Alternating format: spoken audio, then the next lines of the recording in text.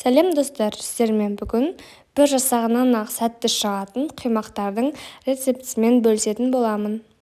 Жұмыртқамызға қант қосып, венчикпен ұзақ шайқаймыз.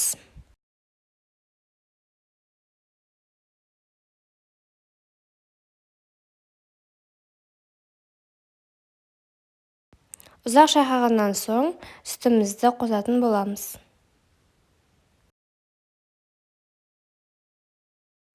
Екі ас қасық сұйық май қосамыз, және де бір қасық ас содамызды қосамыз. Жақсылап араластырып алдық, енді ұнымызды қосатын боламыз. Ұнымыздың арасында түйіршіктер болмас үшін венчикпен жақсылап араластырыңыздар. Біздің құймақтарға арналған массамыздың консистенциясы дәл видеодағындай болуы тиіс. Қызып тұрған табамызға бір шөміштен құя отырып, жақсылап жайып, тегістеп осылай бетіне көпіршіктер шыға бастағанда келесі бетіне аударатын боламыз. Келесі бетін 2 минут шамасында қызарғанша пісіреміз.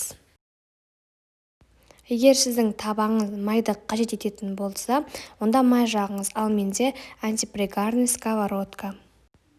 Осымен біздің құймақтарымыз дайын.